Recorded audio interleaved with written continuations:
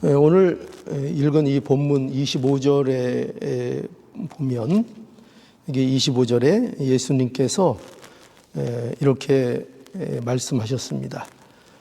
예수께서 가라사대 나는 부활이요 생명이니 나를 믿는 자는 죽어도 살겠고 라고 말씀해 주셨습니다. 여기 예수님이 자신에 대해서 말씀하는 내용이죠. 뭐라고 말씀하셨는가 하면은 나는 부활이다. 나는 생명이다. 이렇게 말씀하신 것입니다. 굉장히 놀라운 말씀인 것이 분명합니다. 이 말씀은 그저 아니죠. 내가 부활을 준다 또는 생명을 준다. 물론 예수님이 부활을 주시는 분이시고 또 생명을 주시는 분입니다. 그런데 그것도 굉장하고 놀라운 일인데 여기 보면은 예수님께서 내가 부활 그 자체다. 또 내가 생명 그 자체이다. 이렇게 말씀을 하셔서 굉장히 놀라운 말씀으로 이렇게 하십니다. 이 기독교 신앙은 바로 이것을 믿는 것이 이제 기독교 신앙입니다. 예수 그리스도의 부활, 또 그분이 부활 그 자체이신 것, 또 예수님이 생명이신 것을 믿는 것, 이것이 이제 기독교 신앙이라고 말할 수 있습니다. 그러니까 세상에 어떤 존재가 자신을 부활이라고 이렇게 말할 수 있겠습니까? 또 세상에 그 어떤 존재가 내가 생명 그 자체라고 말을 할 수 있겠습니까? 오직 하나님만이 그렇게 하실 수 있는 거죠. 하나님만이 영원한 부활이 되시며 하나님만이 영원한 생명의 근원이요 생명의 공급원이 되어 주시는 겁니다. 그러니까 이 나는 부활이고 나는 생명이다. 이 말씀은 다르게 얘기하면은 예수님 자신이 곧 하나님의 아들이고 예수님 자신이 곧 하나님이시다 하는 것을 분명하게 밝히시는 그러한 놀라운 말씀인 것입니다. 우리는 이러한 사실을 오늘도 믿는 자로 이러한 사실을 너무나도 우리의 복으로 알고 즐거워하는 자로 오늘도 이렇게 하나님 앞에 부활절 예배를 드리고 있는 것입니다. 그런데 여기 보면 예수님께서 이제 이 말씀을 누구에게 하시는가 하면 마르다에게 하시는 말씀이죠. 마르다에게 나는 부활이요 생명이라고 이렇게 말씀하십니다. 예수님은 여기서 예수님의 심정을 우리가 잘 알 수 있게 되지요. 예수님은 그의 사랑하는 자들을 여기 이제 마르다가 대표적으로 등장을 하는데 모든 하나님의 사랑하는 자들이 예수님을 바로 알기를 이제 원하시는 것입니다. 왜냐하면 예수님을 알면 알수록 하나님의 은혜를 풍성히 누리는 복된 인생이 되기 때문이죠. 그러니까 우리 성도의 복은 뭐냐? 그건 하나님의 은혜를 누리는 것이 복인데 그 하나님의 은혜를 어떻게 우리의 삶 속에서 온전히 누릴 수 있느냐?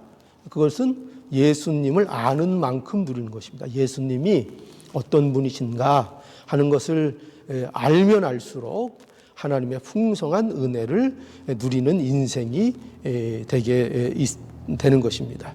그래서 오늘 우리가 이 부활 주일을 맞아서 예수님께서 주시는 이 나는 부활이요 생명이라는 이 말씀을 통해서 우리가 하나님이 주시는 예수 안에서의 은혜를 함께 나누는 시간을 우리가 함께 가지겠습니다. 오늘 이 본문을 보면 우리가 이 본문은 우리가 잘 아는 대로 이 11장은 어떤 내용이 실려 있는가 하면은 예수님께서 나사로를 살리신 내용을 이 11장에 기록하고 있습니다. 근데 그 기록한 내용 중에 이제 오늘 이제 본문이 있는 건데요. 여기에 보면은 이 나사로가 죽은 후에 이제 예수님께서 이제 찾아오셨습니다. 그래서 오늘 이 본문 17절에 보면 여기 이렇게 그 사실이 기록되어 있습니다. 본문 17절에 보면 예수께서 와서 보시니 나사로가 무덤에 있은지 이미 사흘이라 이렇게 이제 기록을 하고 있죠.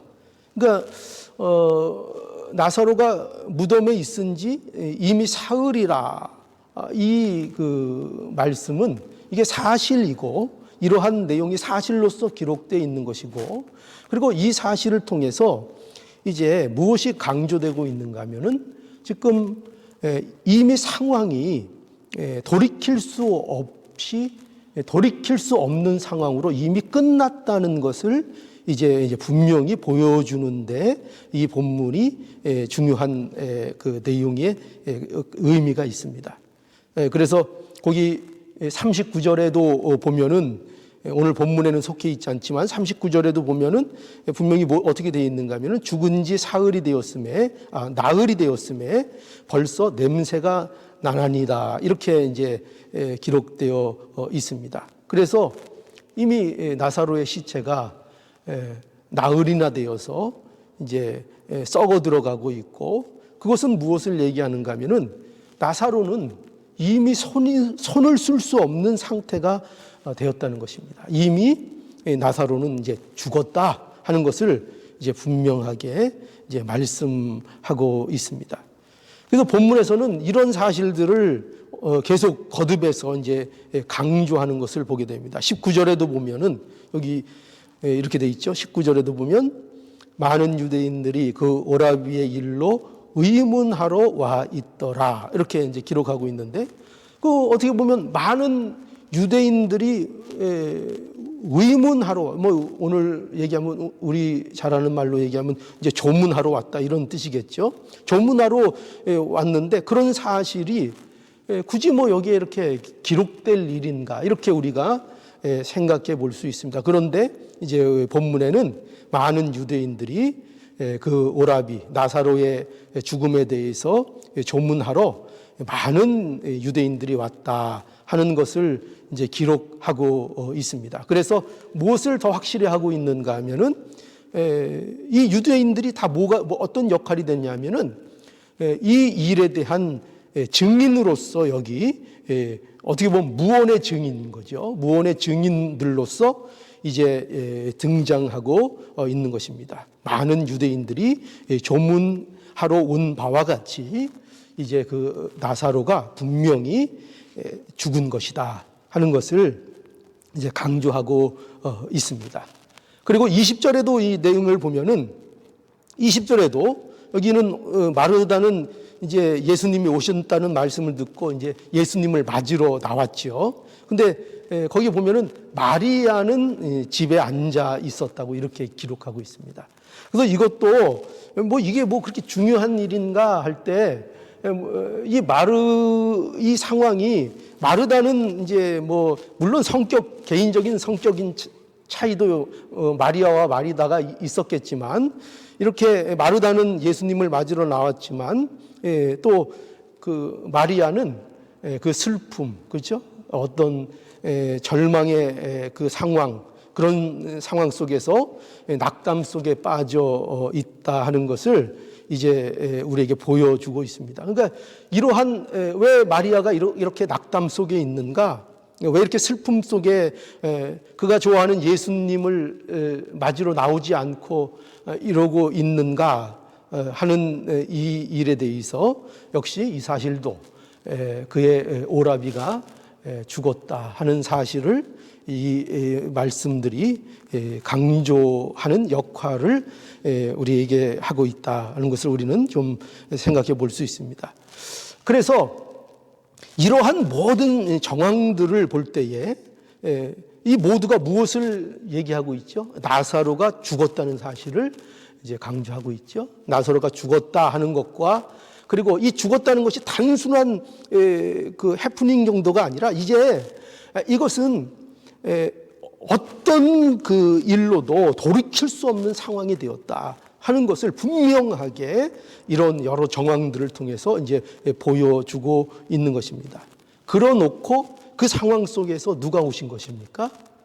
예수 그리스도께서 오셨다. 그 자리를 예수님이 찾아오셨다 하는 것을 우리에게 말씀해 줍니다.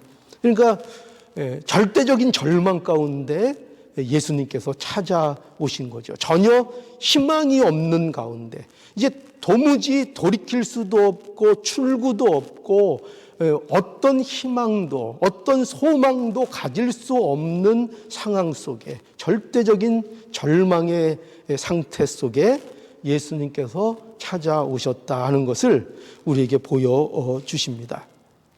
그래서 우리는 이것을 통해서 인간의 상태를 우리가 바로 알아야 하겠습니다. 인간의 상태가 무엇인가?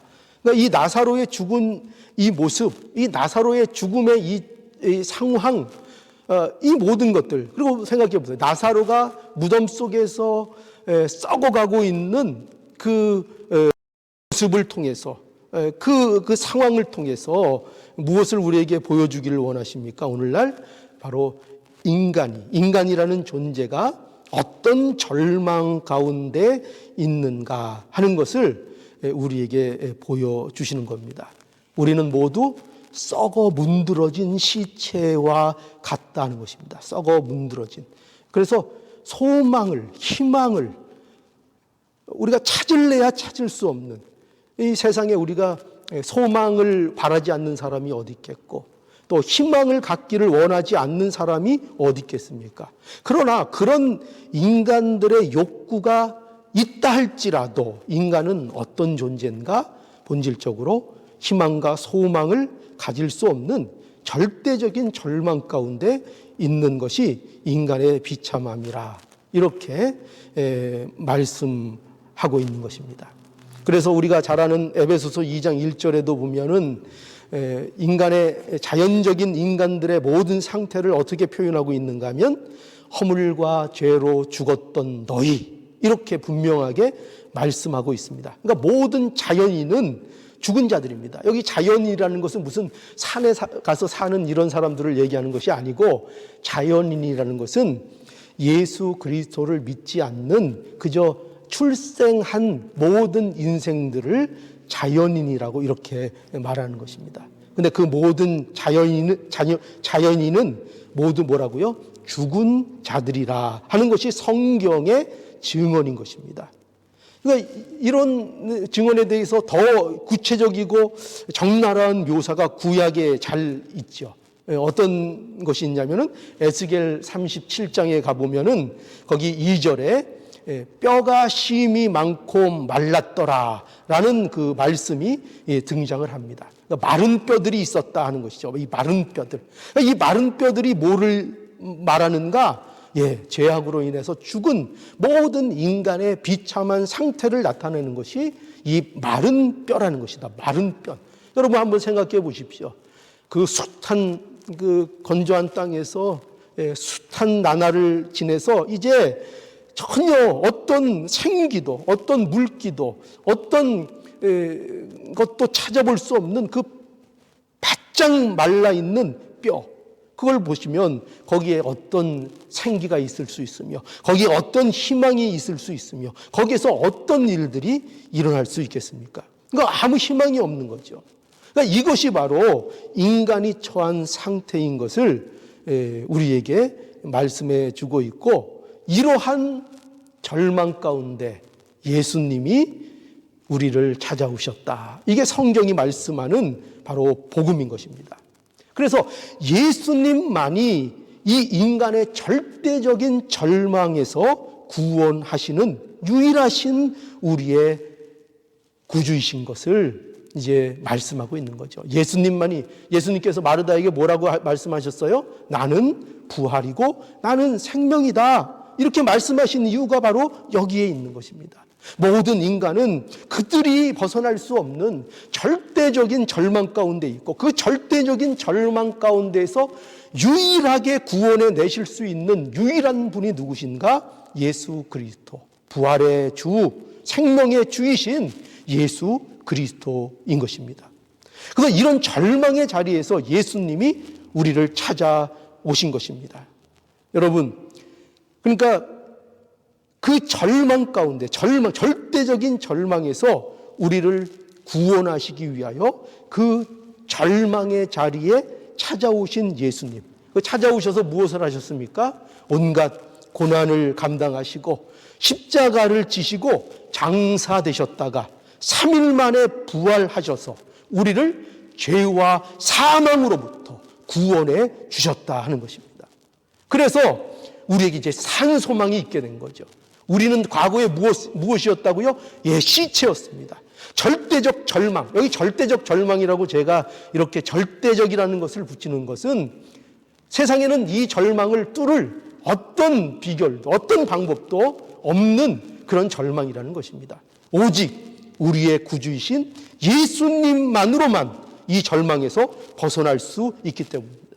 그래서 그런 우리였는데 이제 예수 그리스도, 부활이요 생명이신 예수 그리스도께서 우리를 구원해 주시고, 그래서 우리에게 뭐가 있다고요? 이제 산 소망이 있다. 그래서 베드로전서 1장 3절에 보면 찬송하리로다. 찬송으로 벌써 시작하잖아요. 찬송하리로다. 우리 주 예수 그리스도의 아버지 하나님이 그 많으신 긍휼대로 예수 그리스도의 죽은 자 가운데서 부활하심으로 말미암아 우리를 거듭나게 하사 산 소망이 되게 하셨으며, 이렇게 분명히 말씀하고 있는 것을 우리는 만나게 됩니다. 그러니까 여러분, 우리가 찬송하게 되는 이유가 뭐냐? 부활하신 예수 그리스도를 아는 자들은, 우리에게 생명이 되시고 우리에게 부활이 되시는 그 예수님을 만난 자들은 반드시 뭘 하게 돼 있어요? 찬송할 수밖에 없는 것입니다. 반드시 찬송하는 자리로 나간다 하는 것입니다. 우리는 모두가 우리 스스로는 죄와 싸워서 이길 수 없는 자였습니다. 우리는 모두가 죽음을 이길 수 없는 자였고, 우리는 사망에 매여서 종일토록 온 평생을 사망의 종로로 돼야 하는 그런 자들이었습니다. 끌려다녀야 될 그런 자들이었죠.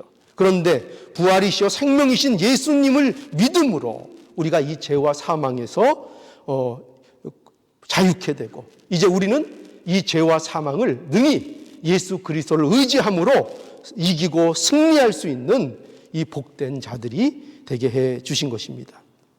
그래서 이 기독교 신앙이란 무엇이냐? 바로 이것을 믿는 거지요. 우리가 가진 기독교 신앙의 독특함이 뭐냐? 바로 이것을 믿는 것입니다. 세계 어떤 종교도 이것을 믿는 종교는 없습니다. 그러나 우리는 예수 그리스도의 부활과 생명되심을 믿는 것입니다. 세상의 무엇도, 세상의 누구도 우리를 이 절망 가운데에서 구원하지 못하는데, 우리를 찾아오신 주님이 우리의 생명이 되시고 우리의 부활이 되신다는 이 사실을 우리가 믿는 것입니다. 이거를 믿을 때에, 이 부활의 주님을 만날 때에, 이 생명의 주님을 우리가 만날 때에 우리에게 모든 절망이 물러나고 모든 절망을 이겨내는 놀라운 은혜가 우리에게 풍성하게 임하게 되는 것입니다. 그러니 오늘도 이 모든 절망 가운데에서 우리를 구원하시는 유일하신 우리 주 예수 그리스도를 우리가 만나야 되겠습니다. 이거 만날 때 우리 안에 풍성함, 또 우리 안에 승리가 누려질 것입니다. 이 복이 우리 모두에게 함께 누려지기를 간절히 원합니다. 그런데 이 부활의 예수님을, 문제는 뭐냐면 우리가 삶 속에서 잘 잊고 살 때가 너무나 많다는 거죠. 우리가 이 인생이라는 현실 속에서 우리가 이것을 잊어버리면 안 되는데 이 부활의 예수님을 우리가 너무나도 잊고 살기를 잘하는 것입니다. 오늘 이 본문에 보면은 마르다도 역시 그런 모습을 보여주고 있습니다. 여기 오늘 본문 21절에 보면 이 마르다가 이렇게 얘기합니다. 21절에 보면 마르다가 예수께 여짜오되 주께서 여기 계셨다면 내 오라비가 죽지 아니하였겠나이다. 여기 보면은 마르다가 예수님께 이렇게 얘기하죠. 예수님께서 좀 빨리 오셨더라면, 아니면 나사로가 아플 때에, 우리 오라비가 아플 때에 만약 예수님이 이곳에 함께 계셨다면 그러면은 예수님께서 나사로를 고쳐 주실 수 있었을 건데, 그러면 우리 오라비가 죽지 않았을 것인데, 이렇게 이제 예수님께 말씀드립니다. 근데 이 말씀은요, 어떻게 보면은 믿음의 말처럼 들릴 수 있지만, 사실 믿음이 없다고는 말할 수 없지만, 그러나 엄밀히 따지면 이 말씀은, 이러한 마르다의 말은 예수님을 아직 온전히 잘 알지 못하는 모습인 것입니다. 그러니까 마르다는 예수님을 분명히 이렇게 믿고 있습니다. 예수님을 사랑하고요. 또 예수님의 능력을 마르다는 믿습니다. 예수님이 병을 고치는 능력이 있는 분이라는 것을 이 마르다는 알고 있습니다. 그러나 예수님이 부활이시라는 거, 예수님이 생명의 근원이시라는 거, 그분이 부활이시고 그분이 생명이시고, 그래서 그분이 함께 하시면 어떠한 절망도 소망으로 바뀔 수 있다는 사실을 이 마르다가 잊고 있든지 아직 모르는 것 같이 보여집니다. 그러니까 예수님이 하고자 하신다면 예수님은 어떤 조건이나 어떤 환경이나 어떤 시간이나 이런 것들의 제한을 받지 않는 바로 그분이 하나님이시라는 것을 우리는 알아야 합니다. 우리가 잘 아는 사건이 있죠. 예수님께서 백부장의 하인, 중풍병 들린 그 하인, 그래서 예수님께 오지도 못했던 그 하인, 그 멀리 떨어져 있었던 그 하인마저도 예수님께서 그 백부장의 그 귀한 믿음을 보시고 그 하인을 고쳐주신 것을 우리는 알 수 있습니다. 그러니까 예수님은 하고자 하신다면 무슨 거리가 문제가 되는 것이 아니고, 그렇죠? 무슨 시간이 문제가 되는 것이 아니고, 어떤 환경과 조건이 문제가 되는 것이 아닌 것을 우리에게 분명히 성경이 말씀해 주고 있습니다. 그런데 이 마르다는 아직 그와 같은 예수님을 온전히 이해하지 못하고 있는 것으로 그렇게 보여집니다. 오늘날 우리의 모습과 많이 닮아 있지 않습니까? 우리도 예수님을 사랑하고, 그죠? 예수님의 능력을 믿는다고 하고, 그렇게 고백을 자주 하지만, 그러나 우리는 얼마나 우리가 이 온전하신 우리의 구주를 믿고 있는가? 부활이요, 생명이요, 모든 생명의 근원이 되시는 한치의 실수도 없으신, 모든 일을 계획대로 이루어 나가시는 그 온전하신 우리의 구원자이신 예수 그리스도를 우리는 얼마나 알고 또 우리의 삶 속에서 잊지 않고 잃어버리지 않고 살고 있는가, 이것을 우리가 생각해 보아야 할 것입니다. 여기 또 하나 이 마르다의 말 중에 재미있는 표현이 등장을 합니다. 거기 22절에 보면 이 말씀은 또 보시면 또 심각합니다. 22절에 보면 뭐라고 되어 있는가 하면 이렇게 되어 있습니다. 그러나 나는 이제라도 주께서 무엇이든지 하나님께 구하시는 것을 하나님이 주실 줄을 아나이다. 예, 여기도 보면은 여기 어떤 그 표현이 눈에 띄는가 하면은 여기 이제라도, 마르다가 이제라도라고 말을 합니다. 우리는 이 이제라도라는 말을 좀 주의 깊게 볼 필요가 있습니다. 무슨 말인가 하면은 마르다는 이제라도 주께서 무엇이든지 하나님께 구하시는 것은 하나님이 주실 줄 안다, 이런 말인데, 여기 이제라도 할 수 있다 이런 말을 하는 걸 보니까 그래도 마르다가 믿음이 있는 것이 아닌가. 예, 물론 믿음이 있다고 그랬습니다. 그러나 여기에서도 우리가 조심해야 될 게 뭐냐면, 우리가 좀 알아야 될 게 뭐냐면, 그러나 이 말은 마치 예수님께서 마치 무언가 실수한 것 같이 느껴지지 않습니까? 이제라도 예수님께서 지금 이 상황을 제대로 파악하지 못하셔서 우리 오라비를 고치는 일에 이렇게 늦게 오시고 지금 이 상황이 잘 파악이 안 되셨나 본데, 어떻게 보면 그런 뜻이 그 마르다의 그 안에는 있었을지도 모릅니다. 어쨌든 마르다는 어떻게 말하고 있는가 하면은 이제라도 하나님 앞에 구하면 하나님이 들어주시지 않겠는가 하는 이 말을 통해서 무엇을 우리에게 보여주고 있는가 하면, 마르다가 마치 예수님이 지금까지는 뭔가 부족했고 뭔가 실수를 해서 예수님도 마치 상황에 따라 뭔가를 제대로 못하시는 분일 거라고 생각하는 함정에 빠져 있다는 것입니다. 그러니까 이러한 마르다의 말에서 우리는 마르다가 가진 예수님에 대한 이해를 우리는 보게 되는 거죠. 제가 늘 말씀드리지만 예수님을 우리가 어떻게 이해하는가는 굉장히 중요한 문제입니다. 왜 그렇다고요? 예수님을 어떻게 이해하는가가 우리의 삶의 신앙의 풍성함이 어떠한가를 결정짓는다고 해도 과언이 아닐 것입니다. 우리가 예수님을 과연 어떤 분으로 아는가, 예수님을 어떻게 이해하는가. 마르다는 예수님을 알고 예수님을 사랑했습니다. 그러나 그가 예수님을 온전하신 구주로 인식하지는 못했습니다. 예수님이 부활이시요, 예수님 그분이 생명이시라는 사실을 아직까지 온전히 알지 못했습니다. 그 사실을 아직 믿지 못했던 것 같습니다. 여러분, 우리가 자주 우리가 잊어버리는 것이 무엇일까요? 바로 이 사실입니다. 너무나도 중요하고 너무나도 우리 신앙의 중심이고 핵심이 되는 사실인데, 우리는 예수님이 부활이시라는 것, 예수님이 생명이시라는 이 사실을 얼마나 우리의 삶 속에서 망각하고 사는지를 모릅니다. 예수님을 사랑한다고도 말하고 예수님을 안다고도 하지만 우리가 예수님이 곧 누구라는 거예요? 예수님이 곧 하나님이시라는 거. 예수님 그분이 곧 하나님이시라는 거. 그분이 곧 하나님의 아들이신다는 거. 이 사실을 우리가 얼마나 자주 잊고 사는지 모릅니다.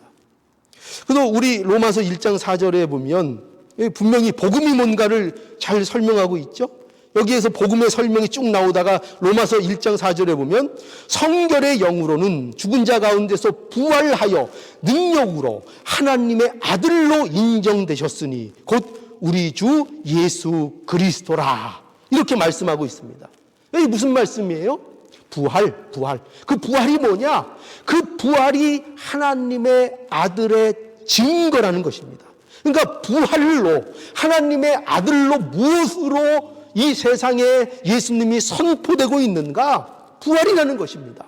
부활을 통해서 예수 그리스도께서 하나님의 아들이시오, 아니 하나님 그분이시라는 것이 증명되고 있는 것입니다.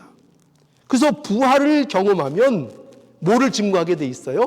부활을 경험한 사람들은, 부활을 믿는 사람들은, 부활의 생명을 가진 사람들은 반드시 하나님이, 예수 그리스도가 하나님의 아들이심을 증거하는 증거자가 됩니다.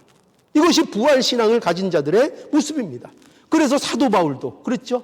그 목숨을 걸고 어떻게 그렇게 예수 그리스도의 그 복음을 증거했는가? 그가 부활을 경험했기 때문입니다. 부활을 알고 있었기 때문입니다. 그래서 예수님은 세상의 조건이나 환경으로 인하여 결코 자신의 일을 방해붙는 분이 아니시라는 거, 우리가 이것을 분명히 알아야 되겠습니다. 예수님은 구원 사역에 있어서 완전하신 분입니다. 예수님은 그 양을 구원하시는 일에 있어서, 또 그 양들을 돌보시는 일에 있어서 한치의 오차도 한치의 실수도 없으신 온전하신 하나님이시라는 것, 이것이 바로 오늘 마르다에게 예수님께서 말씀하신 뭐라는 거예요?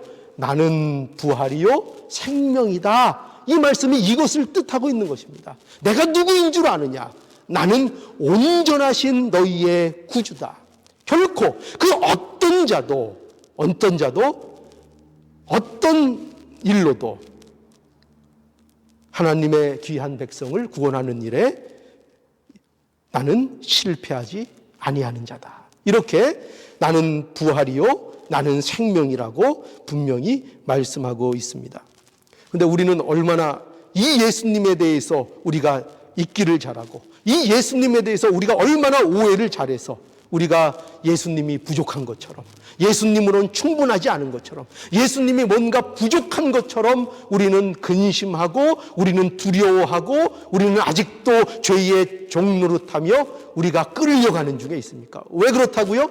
예수님의 온전하심을 우리가 망각하고 있기 때문입니다.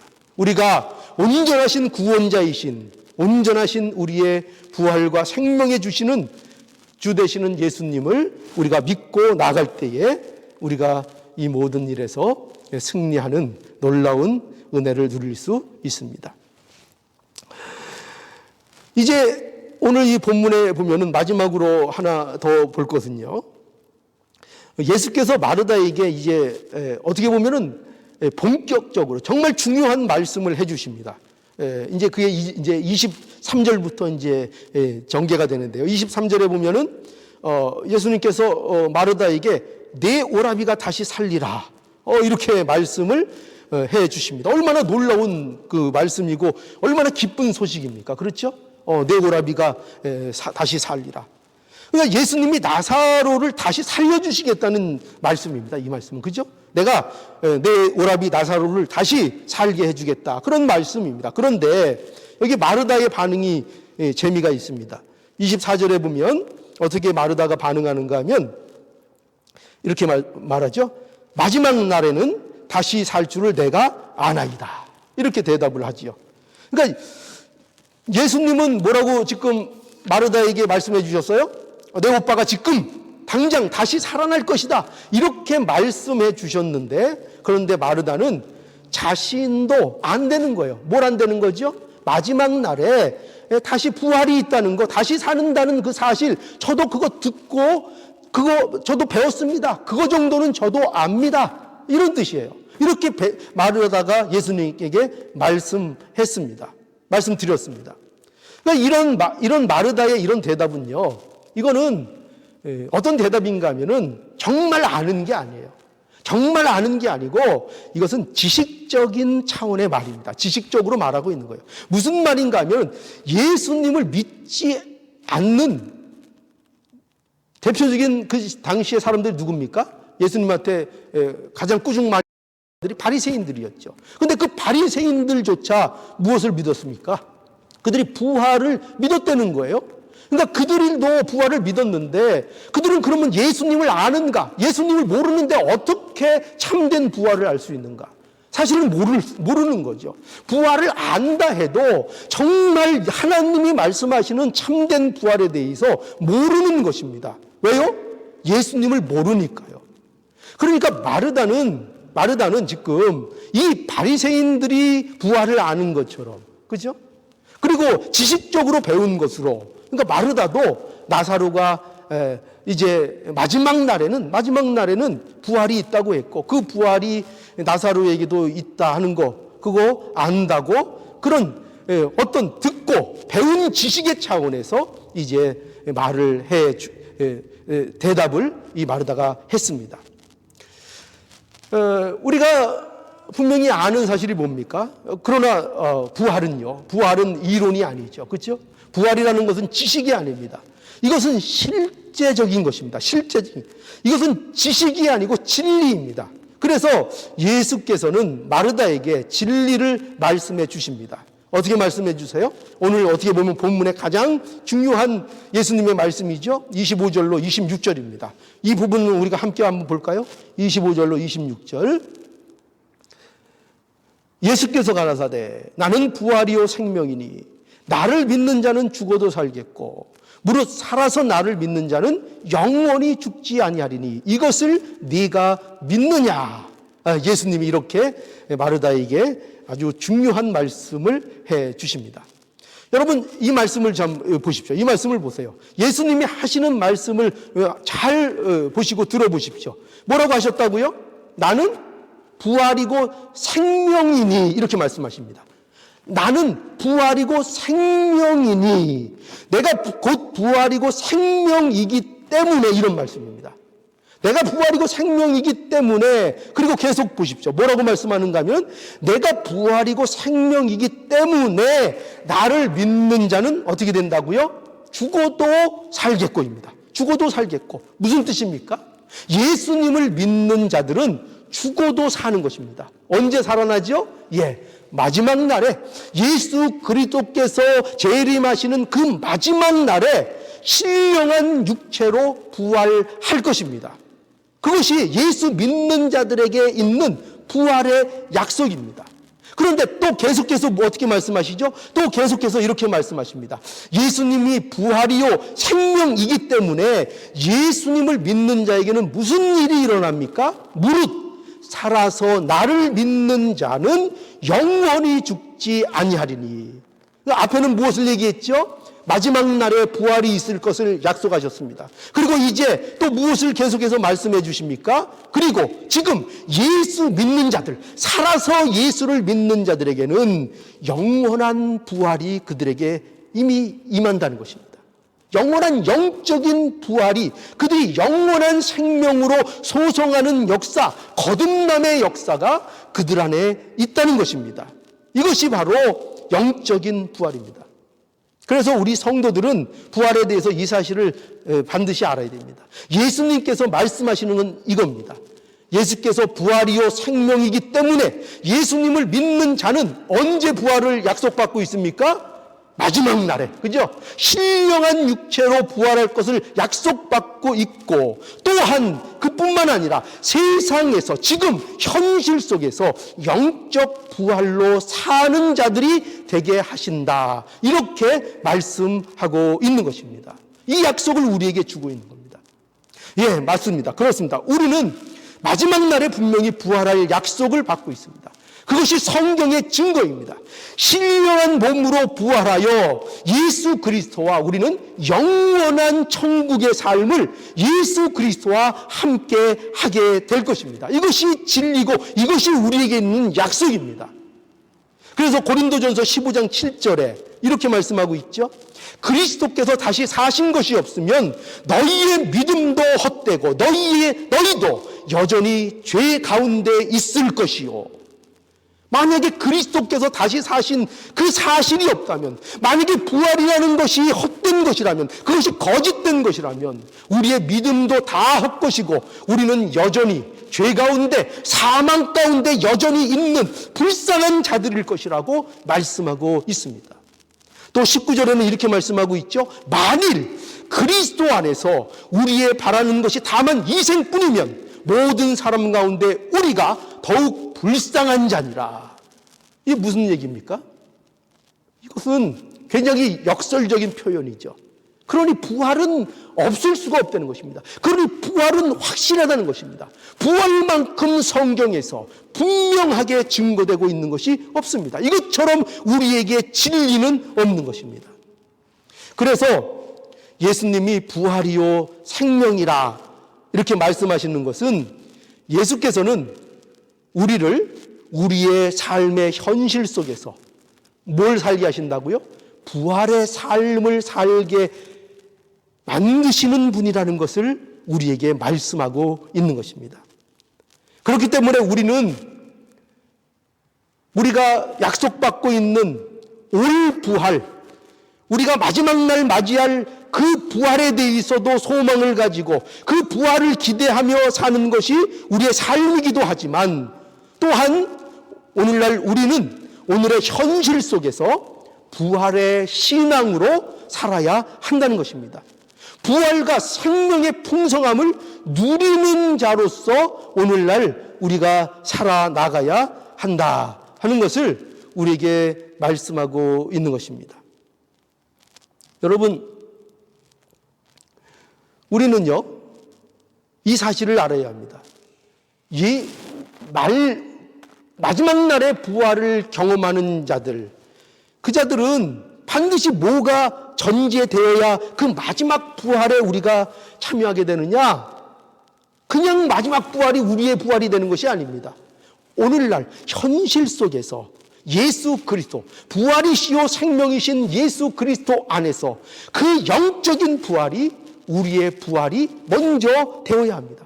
우리가 예수 그리스도와 연합된 존재가 먼저 되어야 합니다. 그래서 우리의 삶 속에서 부활의 신앙을, 부활의 삶을 우리의 삶 속에서 살아내는 그 삶의 현장이 우리의 것이 되는 자라야, 그 부활의 신앙을 가진 자라야, 영적인 부활이 이루어진 자라야 뭐가 또 오는 거예요? 마지막에 그 신령한 부활이 우리의 부활로서 복되게 우리에게 오게 되는 것입니다. 만약에 그것이 없다면 그 복된 신령한 부활은 우리의 것이 되지 못할 것입니다. 먼저 영적인 부활, 이것이 예수 그리스도 안에 우리에게 약속되어 있고 그것이 오늘날 이루어진 삶을 사는 것이 바로 저와 여러분이라는 것을 우리는 명심해야 할 것입니다. 그래서 뭐를 살아야 돼요? 부활의 삶을 살아야 합니다. 지금 현실 속에서, 지금 마르다는 뭘로 치고 있어요? 그저 미래에 올 부활만, 그것도 이론적으로 알고 있습니다. 그러나 예수님께서 뭘 말씀하세요?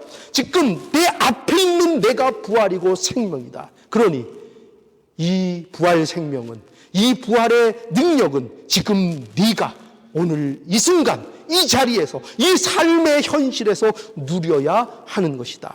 이렇게 말씀하시는 것입니다. 로마서 6장 11절에 그래서 이렇게 말씀합니다. 로마서 6장 11절, 이와 같이 너희도 너희 자신을 죄에 대해서 죽은 자요 그리스도 예수 안에서 하나님에 대하여 산 자로 여길지어다. 12절에 그러므로 너희는 죄로 너희 죽을 몸에 왕노릇하지 못하게 하여 몸의 사욕을 순종치 말고 또한 너희 지체를 불의의 병기로 죄에게 드리지 말고 오직 너희 자신을 죽은 자 가운데서 다시 산 자와 같이 하나님께 드리며 너희 지체를 의의 병기로 하나님께 드리라. 그죠? 하나님께 드리라. 또 골로새서 3장 1절 그러므로 너희가 그리스도와 함께 살리심을 받았으니 뭐 하라고요? 의의 것을 찾으라. 의의 것을 찾으라. 뭐 했으니? 그리스도와 함께 살리심을 받았으니 우리의 현실입니다. 그렇죠? 우리가 갖고 있는 현실입니다. 이 현실이 우리의 것이니 우리는 뭘 해야 된다고요?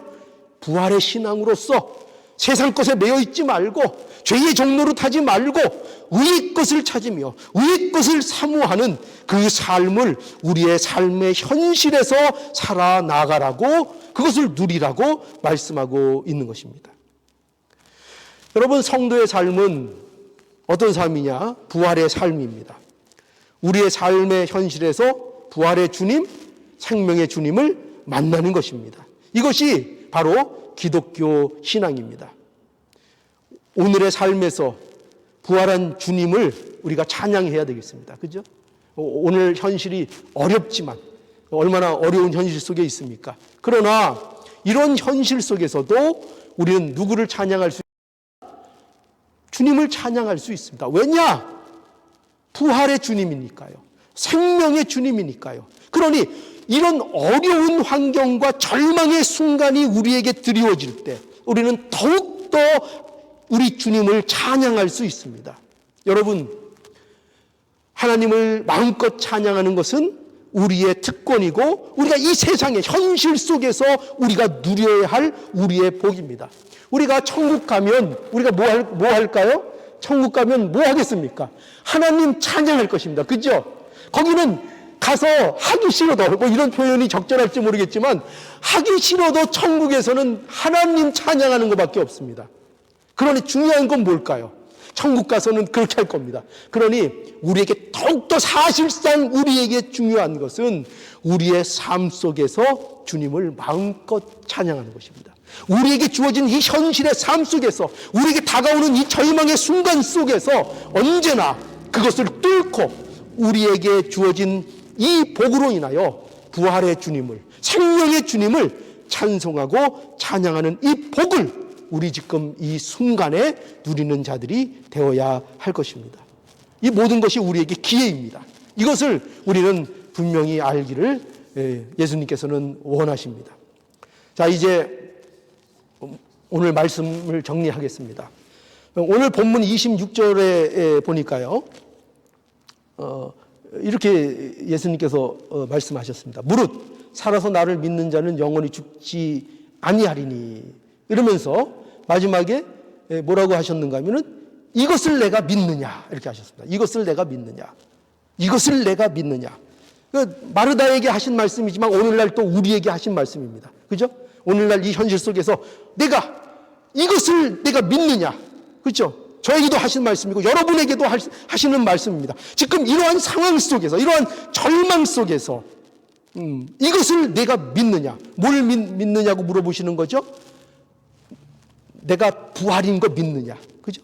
내가 생명인 거 믿느냐, 내가 부활로서 생명으로서 네 앞에 서 있는 것을 믿느냐, 너희와 함께하고 있는 것을 믿느냐, 예수 그리스도 안에 있는 자들 영원한 생명에 있다는 것을 너희가 믿느냐 하는 것이죠. 너희가 믿느냐?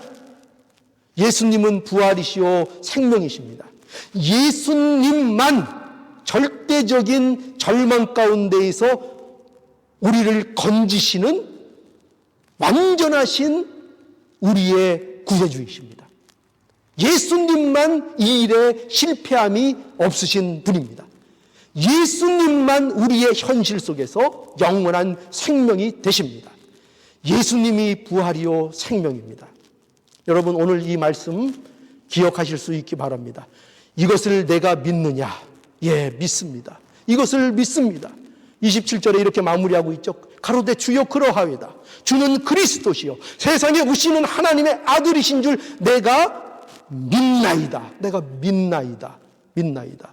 예수님이 부활이신 거 믿습니다. 예수님이 생명이신 거 믿습니다. 예수님께서 나에게 이 모든 것이 되시는 완전하신 구세주가 되시는 것을 믿습니다.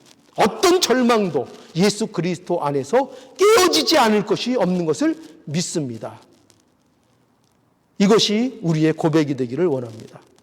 예수 그리스도, 그분이 나의 부활이시고 나의 생명이시라는 예수님의 이 말씀, 나는 부활이요 생명이니라. 이 말씀이 우리 모두가 겪는 오늘의 현실 속에서 우리에게 위로와 복이 되는 역사가 있기를 간절히 바랍니다. 거룩하신 하나님, 은혜와 사랑을 감사합니다. 오늘날 저희가 참으로 비통한 가운데 있습니다. 하나님 앞에 모여 찬송하기를 원하고 하나님 앞에 모여 예배드리기를 원하지만 이 세상의 상태를 통하여 우리가 이 일에 참으로 온전히 하나님 앞에 모이지 못하고 우리가 흩어져 또한 예배드리는 중에 있습니다. 또 이거 복되고 거룩한 주일이고 또 예수님께서 부활하신 이 부활 주일에도 저희들이 이렇게 소수만이 모여 있고 또 각자 가정에서 하나님 앞에 또 예배드리는 이 일을 하고 있습니다. 거룩하신 하나님, 어찌 보면 이 모든 것이 우리에게 고난이고 또 우리에게 어려움이지만 그러나 그럼에도 불구하고 사망과 권세를 깨고 부활하신 우리 예수님께서 우리의 부활이 되어주시고 우리의 생명이 되어주셨사오니 아버지 하나님, 어떤 역경과 어떤 절망 가운데에도 부활하신 우리의 예수님 의지하고 부활이시오 생명이신 예수님 바라봄으로 이 모든 것들을 능히 이겨나가고 또한 주님이 주시는 승리를 우리의 삶 속에서 또한 풍성히 누리는 놀라운 은혜를 입게 하여 주시옵소서. 이 모든 풍성한 부활의 은혜와 복들이 우리 모든 사랑하는 성도들 가정과 예배처와 모든 심령에 가득 넘치는 놀라운 은혜가 있게 하여 주시옵소서. 오늘도 감사하며 예수님의 이름으로 기도하옵나이다. 아멘.